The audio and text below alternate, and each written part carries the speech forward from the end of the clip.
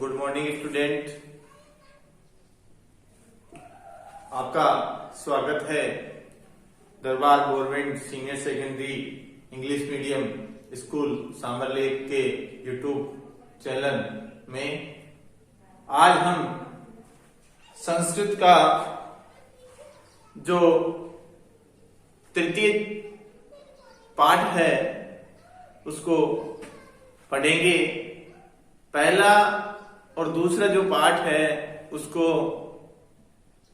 Corona काल की वजह से हटा दिया गया, इसलिए हम जो तीसरा पाठ है स्वराष्ट्र गौरवम उसका विस्तार से अध्ययन करेंगे।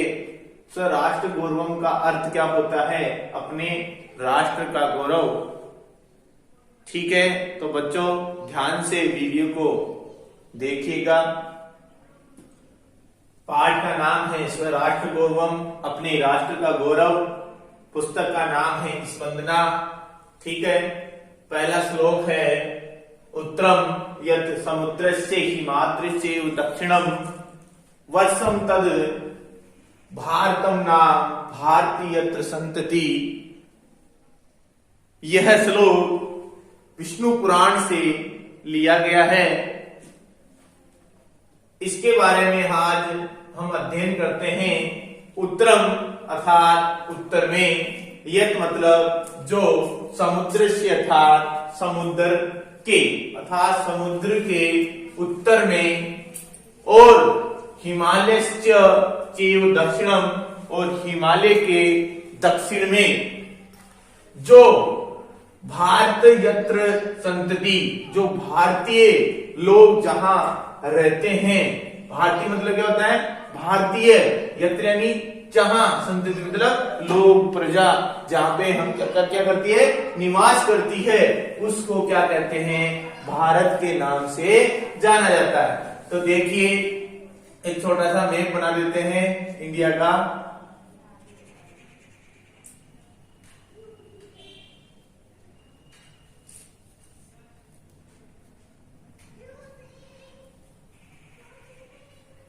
इस प्रकार से देखिए, ये भारत का मैप है। यहाँ पे क्या है? समुद्र है। क्या है? समुद्र है। और समुद्र के क्या है? उत्तर में, समुद्र के उत्तर में, अर्थात समुद्र के उत्तर में क्या है? भारत। और हिमालय, यहाँ क्या है? हिमालय है।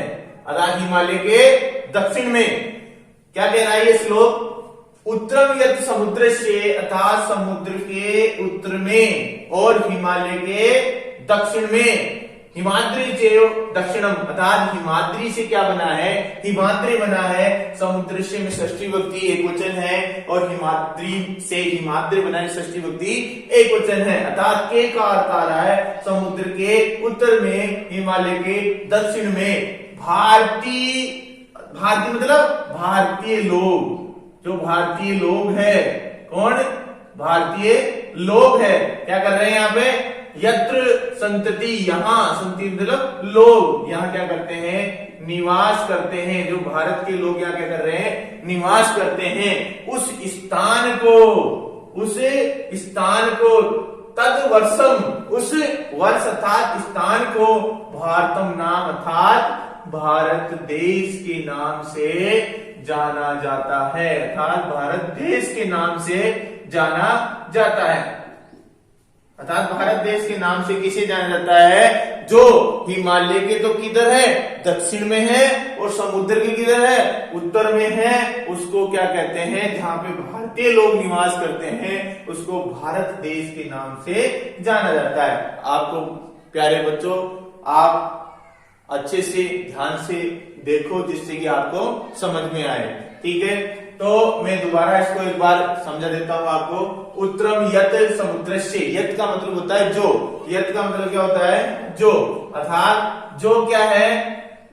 समुद्र से, अर्थात समुद्र से का मतलब हो गया समुद्र के। क्या हो गया? समुद्र के, अर्थात समुद्र के किधर? उत्तर में। अर्थात जो समुद्र के किधर है? उत्तर में है। और हिमाद्री का क्या मतलब हो गया?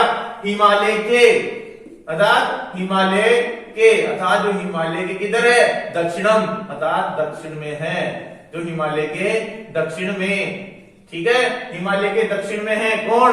भारतीय संतति, जहां पे भारतीय लोग निवास करते हैं। भारतीय संतति मतलब प्रजा, जनता निवास करती है। उस वर्ष को क्या कहते हैं? भारत के नाम से जाना जाता है।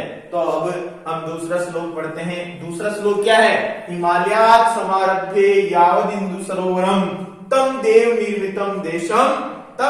निर्मितम देशम हिंदुस्तान प्रचक्षते, अर्थात उस देश को क्या कहते हैं? हिंदुस्तान के नाम से जाना जाता है। यहाँ पे भारत नाम का वर्णन हुआ। यहाँ पे किसका हो रहा है? हिंदुस्तान नाम का वर्णन हो रहा है। तो देखिए बच्चों, ध्यान से समझने का प्रयास करना।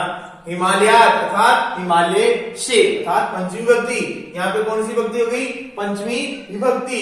सम आरभ्य, सम उपसर्ग, कौन सा उपसर्ग हो गया?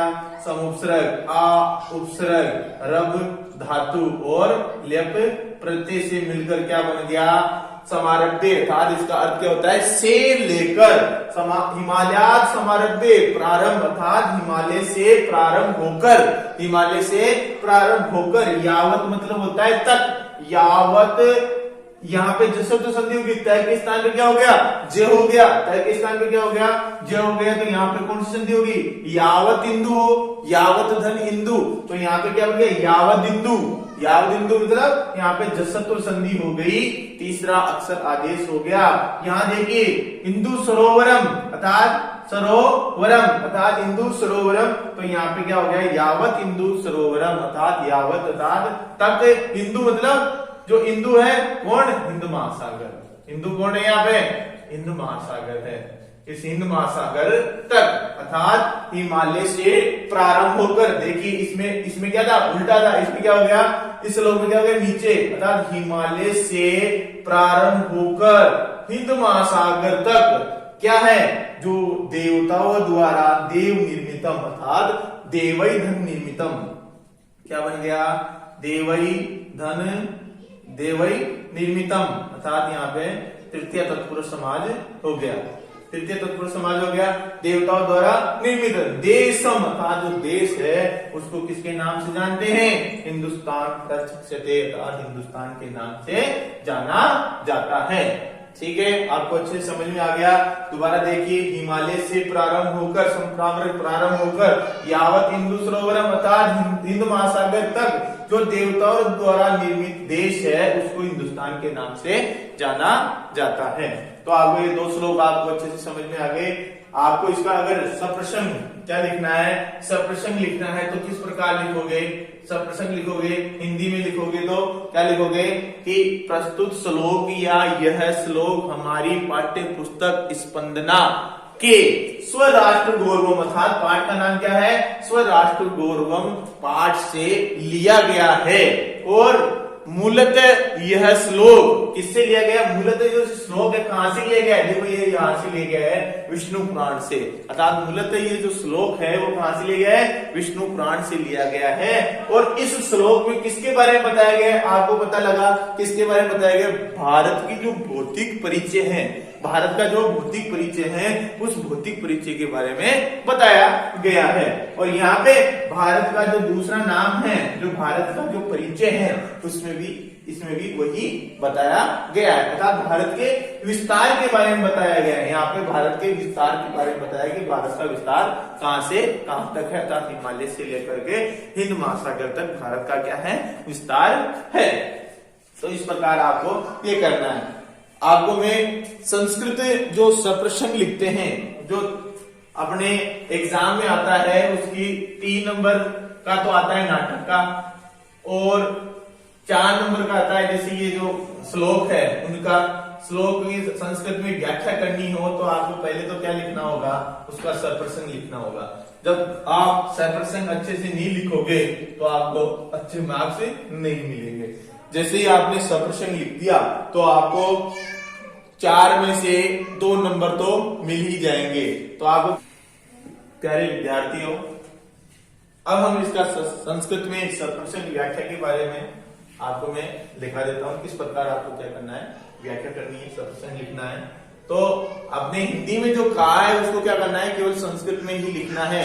ठीक है, श्लोको अयम अस्माकम हमारी, ठीक है, अस्माकम पाठ्य पुस्तक, पाठ्य पुस्तक, क्या नाम है पाठ्य पुस्तक का? स्पंदनाया, स्पंदना है तो क्या लिखेंगे? स्पंदना के, तो क्या लिखेंगे? षष्ठी विभक्ति स्पंदनाया। पाठ का नाम क्या है? स्वराष्ट्र गौरवम, गौरवम, गौरवम पाठात, यह क्या हो जाएगा? पाठात, पाठ से, पाठात उद्धृत, क्या हो जाएगा? उद्धृत है, ठीक है। अब क्या करना है? श्लोक कहां से लिया गया है? पाठ से लिया गया है, ये हो गया। अब कोई एक्स्ट्रा कोई कवि है उसका या कोई ग्रंथ है वहां से लिया गया, क्या लिखेंगे? मूलतः अयम श्लोक, श्लोक मूलतः अयम श्लोक है, क्या से लिखे? विष्णु पुराणात संकलित, विष्णु पुराणात ग्रंथात संकलित है, ठीक है। विष्णु पुराणात ग्रंथात संकलित है। अब इस श्लोक में किसके बारे में बताया गया था? भारत का भौतिक परिचय। तो अस्मिन, अस्मिन श्लोके, अस्मिन श्लोके भारत, भारत देशस्य भौतिक परिचय